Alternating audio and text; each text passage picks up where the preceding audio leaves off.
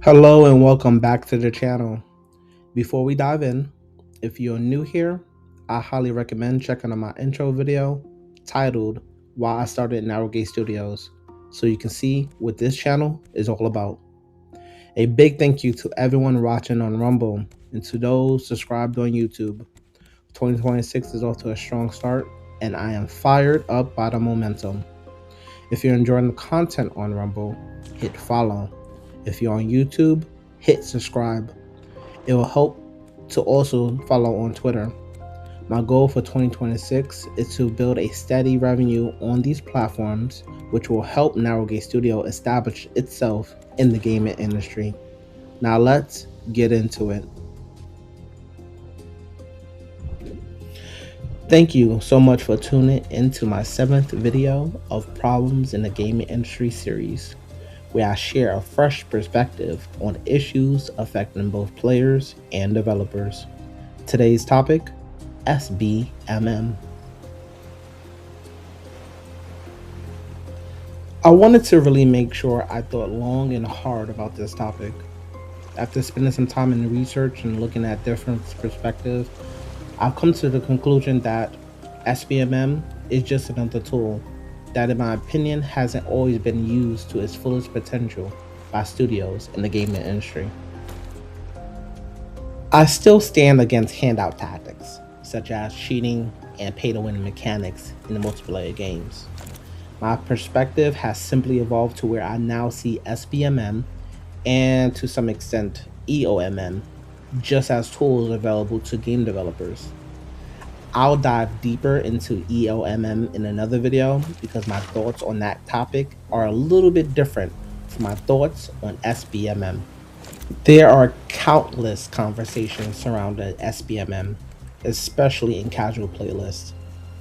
So rather than add my voice to this ongoing pool of opinions on why SBMM should or should not be in video games, I've decided to focus on something different, evaluating how developers use SBMM based on the player's experience they create and discussing how those systems can be improved.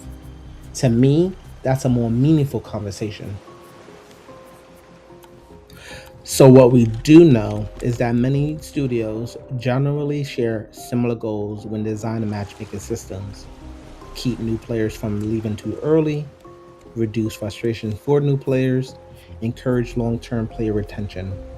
Many studios have come to the conclusion that a new player who is repeatedly overwhelmed by one-sided losses is more likely to stop playing. Because of that, many studios use some form of matchmaking to reduce the likelihood of extremely one-sided early experiences. Everyone can agree that new players deserve enough breathing room to understand the fundamentals, but the objective shouldn't be to keep every new player from leaving at all costs. Some players discover that a game's competitive nature simply isn't for them, and that's okay. A matchmaking system should support players who generally want to learn and improve, rather than attempting to retain everyone by minimizing adversity. I believe that, and some other players would agree, that in pursuit of these goals, some studios have neglected the gameplay experience of their most loyal and highly skilled players. In my view, some implementation of an SBMM have become so restrictive that highly skilled players feel like every casual match demands the same level of focus and effort as a ranked match. To me, that's where the balance begins to shift in the wrong direction. Casual matches shouldn't guarantee wins, nor should they guarantee losses. Instead, they should create an experience where players naturally encounter a healthy mix of victories, defeats, close games, and learning opportunities.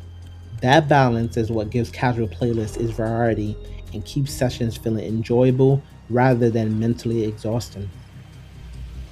So, what would the proper use of SBMM look like?